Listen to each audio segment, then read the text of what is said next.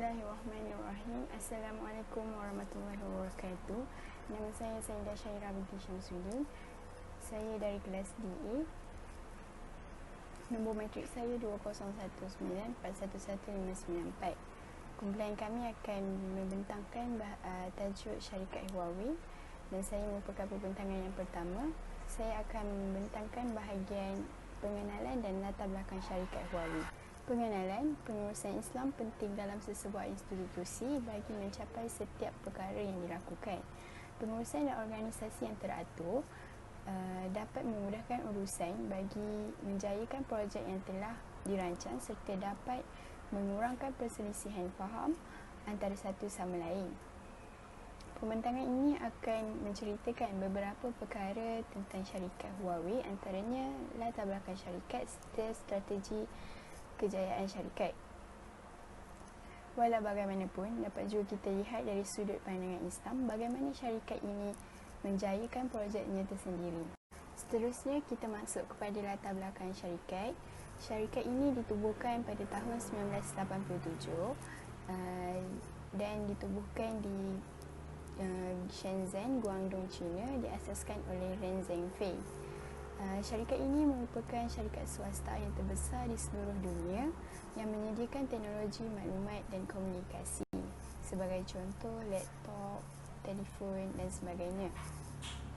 Dia terbesar di seluruh dunia sehingga dapat mengatasi Sony Ericsson.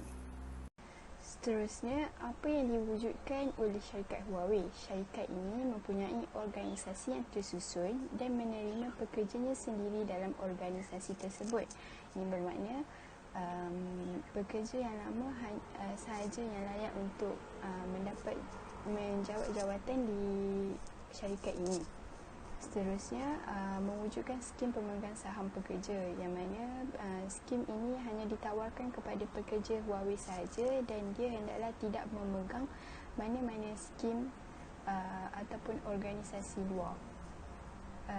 Selain itu, dia juga menggunakan ciri-ciri asas pengurusan Islam dari segi pentadbiran yang berkemampuan dan cekap serta bertanggungjawab.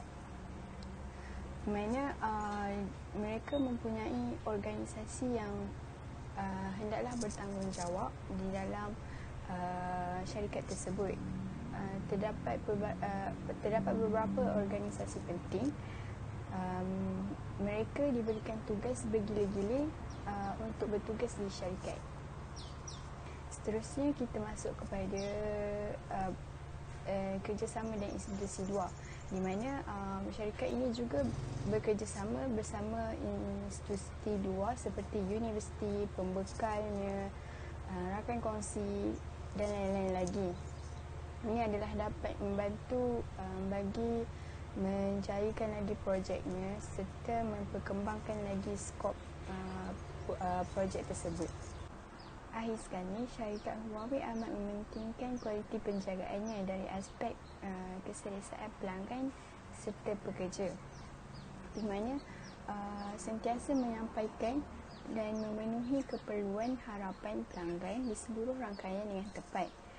Bekerjasama dengan pelanggan untuk mengimbangi peluang dan risiko dengan cepat bagi memenuhi keperluan pelanggan sekaligus dapat mencapai pertumbuhan yang berterusan, di mana sentiasa melayani pelanggan dan memberi komitmen yang terbaik untuk pelanggan. Sekian, terima kasih. Assalamualaikum warahmatullahi wabarakatuh. Nama saya Nursal Sabila binti Ahmad Faris dari kumpulan IC110 3DA. Nombor matrik saya 2019-440496. Jadi pada pembentangan saya pada kali ini, saya akan membincangkan tentang visi dan misi syarikat Huawei. Jadi, semua tahu setiap syarikat yang telah ditubuhkan, tidak kiralah syarikat, sekolah atau suatu institusi, mereka akan bermula dengan satu tonjak, iaitu visi dan misi. Jadi sebelum itu saya akan menerangkan fungsi visi dan misi. Okey, baiklah. Visi dan misi ini adalah suatu rangkaian filosofi atau tujuan yang ditetapkan oleh suatu organisasi atau perusahaan untuk ke mana organisasi tersebut akan dibawa. Begitu juga dengan kita punya fakulti iaitu ACIS, Islamic Contemporary. Misi kita adalah mempertingkatkan kesarjanaan dan penyelidikan dengan mengadakan program-program akademik dan non-akademik yang berorientasikan Islam. Apa-apa aktiviti yang kita lakukan, semuanya akan berlandaskan Islam. Dan misi kita menjadi pusat kesepaduan ilmu, pemikiran dan kefahaman Islam di ITM demi pembangunan ummah. Itu adalah contoh yang saya ingin menyampaikan kepada kalian. Jadi, kita masuk kepada visi syarikat Huawei sendiri. Visinya adalah untuk mengangkat dan membawa digital kepada setiap orang, kediaman, organisasi untuk sentiasa berhubung dengan dunia yang pintar. Seperti mana yang kita tahu, zaman sekarang ni, era globalisasi yang sangat canggih dalam bidang teknologinya. Semua apa-apa maklumat dan apa-apa yang kita hendak lakukan semuanya berada di hujung jari sahaja. Jadi syarikat Huawei ini mengambil inisiatif dan kesempatan untuk memajukan syarikatnya dalam bidang teknologi ini dengan membawa dunia pintar ini kepada setiap individu. Selain daripada itu, misi syarikat Huawei ini adalah komited untuk menghubungkan setiap orang, kediaman dan organisasi yang masih di luar talian, juga mendorong penggunaan jalur lebar dan jalur lebar ultra cepat. Seperti kita ketahui, walau secanggih mana pun zaman sekarang, setiap orang memang akan mempunyai satu gadget yang di mana, maksud saya, di dalam satu individu, dalam satu kediaman, pasti ada seorang yang akan mempunyai gadget. Tetapi tidak pada orang yang pedalaman, seperti mana orang asli, orang pedalaman. Mereka mungkin tidak dapat menyampaikan sesuatu maklumat sama ada mereka dalam kesusahan kerana mereka tidak mempunyai satu saluran untuk disampaikan kepada kita kerana dia duduk di pedalaman. Dengan penetapan visi dan misi daripada awal penubuhan syarikat ini, antara hasil yang telah mereka keluarkan adalah kejayaan syarikat korporat seperti Intel, Media Microsoft dan Panasonic bekerjasama dengan perhubungan luar, dan di antara medium yang digunakan adalah seperti peranti-peranti dan gadget daripada Huawei. Cuba bayangkan syarikat yang sangat besar dan sangat gah namanya yang dikenali setiap orang. Antara medium yang menjadi salah satu kejayaan mereka, kejayaan syarikat korporat yang saya sebutkan tadi adalah daripada peranti dan gadget Huawei. Selain daripada itu, perniagaan penggunaan Huawei mencapai jumlah jualan sebanyak RMB 348.9 bilion, yang itu meningkat sebanyak 45.1% berbanding tahun yang sebelumnya. Lalu menjadikannya penyumbang terbesar kepada pendapatan syarikat. Tidak disangka lagi bahawa syarikat Huawei yang ternama ini memang sangat ikut atas visi dan misi mereka. Sangat bekerjasama antara anak-anak syarikat. Itu adalah salah satu nilai yang boleh dijadikan contoh. Nilai yang berlandaskan Islam. Walaupun syarikat Huawei ini bukanlah daripada pemilik seorang yang Muslim, tapi dari gerak-geri, dari kejayaan, dari segi kejayaan mereka, cara mereka membina strategi, cara mereka memberi kerjasama persis dengan landasan Islam.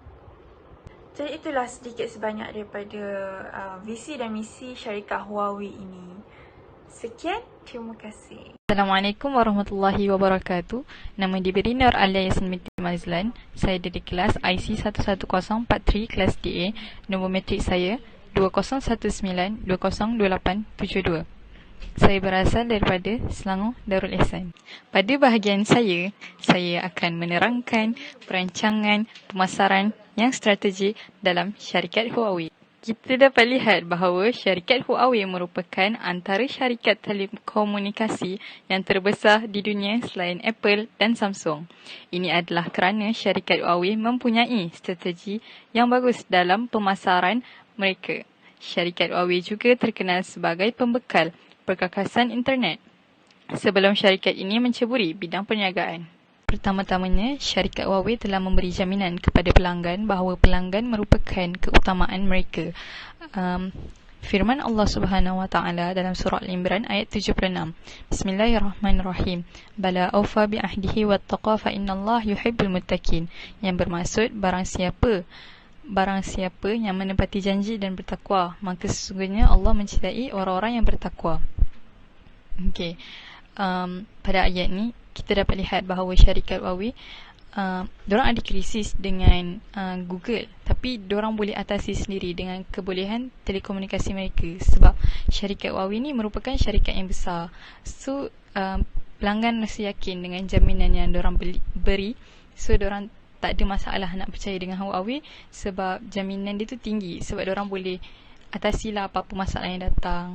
Poin kedua ialah syarikat Huawei juga menitik beratkan keselamatan kepada pihak pengguna daripada aplikasi yang berbahagia. So produk Huawei ni, diorang buat model phone dia, tapi diorang letakkan skala penuh dia punya keselamatan tu. So macam nak kata model Huawei ni semua susah nak kena scam dengan pihak lain, sebab diorang ada protection diorang sendiri. Diorang guna cara diorang lah, macam tak sama dengan syarikat Apple lain, syarikat Samsung lain. Macam tu. Poin ketiga adalah Huawei berkolaborasi dengan artis sebab diorang nak tarik pelanggan diorang. Okay, macam contoh syarikat besar Samsung, diorang collaborate dengan BTS. Macam syarikat Oppo, diorang Nelofa. Kalau Vivo ada Siti Nurhaliza. Kalau Huawei, kita ada Hel Usaini, Wani Hasrita, Andi Bernadi. Seterusnya, kita beralih kepada kepimpinan dan sumber manusia dalam syarikat Huawei. Okey, pertama sekali kita dapat lihat kepimpinan dan sumber manusia dalam syarikat Huawei bila mereka memberikan ganjaran sebanyak RM1.2 bilion kepada para pekerja. Diorang bagi 1.2 bilion kepada para pekerja sebab pekerja bertungkus lumus menghadapi krisis yang dilalui oleh syarikat Huawei. Okey, bagi pendapatan pula, syarikat Huawei telah menaikkan gaji kepada 190,000 para pekerja yang bertungkus lumus menghadapi krisis syarikat Huawei dan Amerika Syarikat. Ini merupakan inisiatif kepimpinan untuk menghargai sumber manusia dalam syarikat Huawei. Lepas krisis ni dah diatasi, syarikat dia ambil langkah untuk cari sumber manusia yang berbakat. Okey, seterusnya sumber manusia juga dalam syarikat Huawei, diorang mementingkan motivasi sebab bila pemimpin memotivasikan para pekerja, diorang automatik akan lebih bersemangat nak kerja. So diorang akan capai prestasi yang cemerlang dalam bekerja. So bila diorang saling memotivasikan, diorang dapat idea, diorang dapat hasil kerja yang kreatif, yang cemerlang, dan ini merupakan satu strategi untuk menaikkan syarikat. Okey, sumber manusia pula dalam penghasilan kerja, diorang para yang atasan dengan pekerja bawahan, diorang saling bekerjasama dan semua orang boleh usulkan idea untuk menghasilkan kerja yang berbakat dan kreatif. Bila diorang bekerjasama, lepas tu diorang dapat hasil yang baik. So sebab itulah syarikat ni dapat mengekalkan kedudukan mereka sebagai syarikat yang terbesar di dunia. Bismillahirrahmanirrahim. Assalamualaikum warahmatullahi wabarakatuh. Dan hai, nama saya Siti Masrura binti Naksah Bandi. Saya dari kelas IC110DB. Nombor matrik saya ialah 20192117444. Saya berasal dari Rawang, Selangor. Seterusnya, kita beralih kepada nilai dan etika pekerja dalam sesuatu syarikat. Kualiti kerja dipengaruhi oleh beberapa faktor untuk menghasilkan kualiti kerja yang cemerlang. Antaranya ialah cara bekerja seperti mementingkan penggunaan masa secara cekap dan maksimum.